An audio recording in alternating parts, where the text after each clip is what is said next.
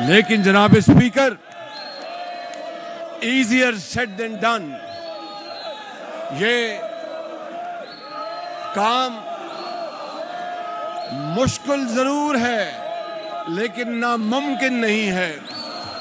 मैं चंद बड़े बड़े जो इस वक्त चैलेंजेस हैं, जो कांटे की तरह पूरी कौम को चुभ रहे हैं, मैं उसका जिक्र करना इसलिए ज़रूरी समझता हूँ कि हमें पहले इस बात का इदराक हो जाए कि चैलेंजेस है क्या, मुश्किलात है क्या।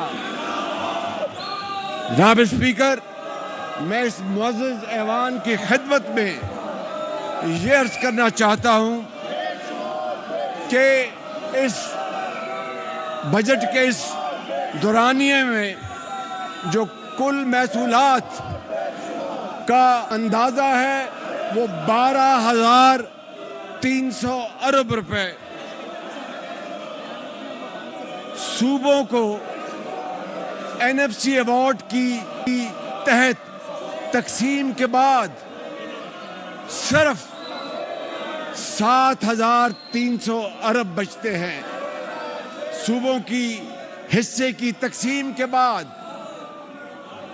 और जनाब स्पीकर, जो 7,300 अरब बचते हैं उसमें सिर्फ इंटरेस्ट, सर्विस चार्जेस या सूद की अदायगी 8,000 अरब है।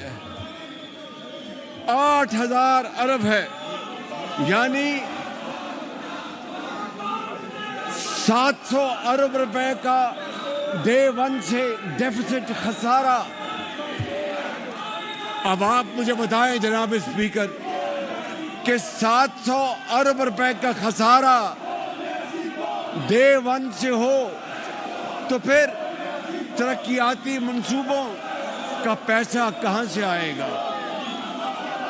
तालीम, इलाज और समाज के लिए पैसा कहां से आएगा?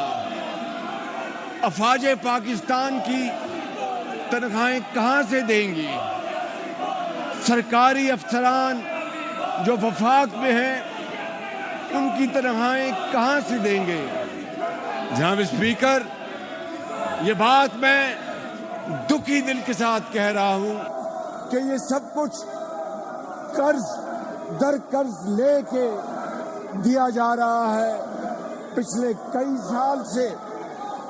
और ये है वो सबसे बड़ा चैलेंज जो आज पूरी पाकिस्तानी कौम, 25 करोड़ अवाम का सबसे बड़ा आज ये संगीन मसला है।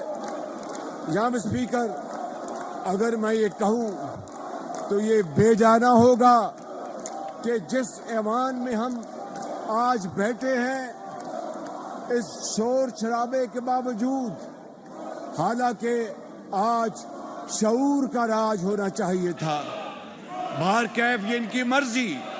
मैं कहना ये चाहता हूँ कि जिस ऐवान में बैठे हैं इसकी कार्रवाई के खर्चात भी कर्ज से अदा किए जा रहे हैं। आपकी तनख्वाह इस पूरे ऐवान की तरह कर्जों से अदा की जा रही है। तो क्या ये सूरत हाल इस बात की मुतकाजी है कि शोर शराबा किया जाए या शऊर को फरोग दिया जाए? ये फैसला जनाब स्पीकर इस ऐवान ने करना है और तारीख इसका फैसला करेगी।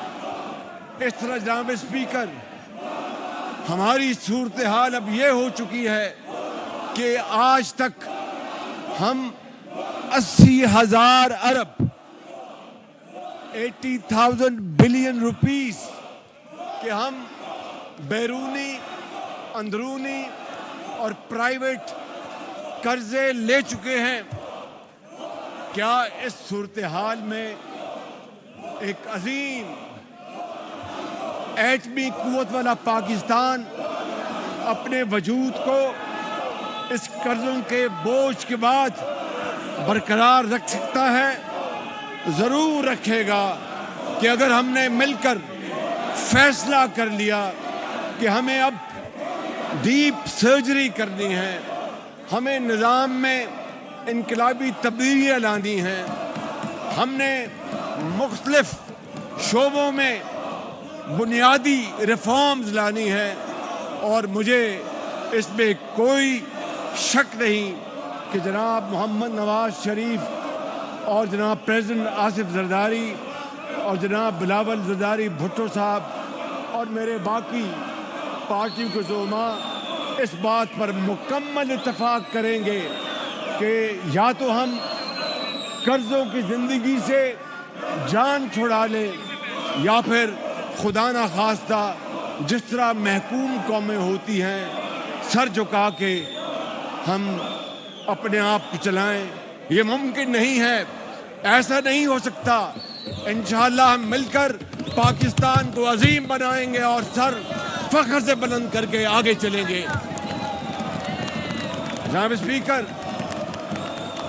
اسی طریقے سے میں یہ گزارش کرنا چاہتا ہوں کہ ایک اور کانٹوں بھرا جو چیلنج ہے وہ بجلی کے ہوش ربا قیمتوں میں اضافہ ہے۔ آپ جانتے ہیں کہ گردشی قرضہ اس وقت بجلی کا 2300 ارب پہنچ چکا ہے، 2300 ارب، اور سادہ الفاظ میں 3800 ارب روپے کی بجلی ترسیل ہوتی ہے، یعنی مہیا کی جاتی ہے، مگر وصولی صرف 2800 ارب روپے۔ 1000 ارب روپے کا گیپ ہے، 1000 ارب روپے، جو کہ آج کے ریٹ کے مطابق تقریباً 3.5 ارب ڈالر بنتا ہے۔ کیا یہ غریب قوم اس انتہائی بے دردی سے گورننس کی متحمل ہو سکتی ہے؟ میرا جواب ہے کہ 100% ہم اس کو برداشت نہیں کر سکتے۔ اندازہ کریں کہ 1000 ارب روپے صوبہ سندھ، صوبہ بلوچستان، صوبہ کے پی، صوبہ پنجاب، گلگت بلتستان اور کشمیر میں آپ درجنوں دنیا کے شاندار ہسپتال بنا سکتے ہیں، آپ درجنوں دنیا کی بہترین یونیورسٹیاں بنا سکتے ہیں، غریب اور مجبور کو دوائی مفت مہیا کر سکتے ہیں، اور دیہاتوں میں سبز انقلاب لا سکتے ہیں، اور کروڑوں نوجوان بچے اور بچیوں کو آئی ٹی کی تعلیم سے بہراور کر سکتے ہیں، اور کارخانے اور صنعتیں اس کا چاروں صوبوں میں جال بچھا سکتے ہیں۔ لیکن 1000 ارب ہر سال وہ ہمارے ڈیفیسٹ میں جا رہا ہے، اور اس سے قوم کی حالت آپ کے سامنے ہے۔ I would call it like a bottomless pit، کہ ایک بالٹی ہو، اس میں نیچے سوراخ ہو، اور اس سوراخ میں آپ جتنا پانی ڈالیں وہ نکل جائے گا، بالٹی کبھی نہیں بھرے گی۔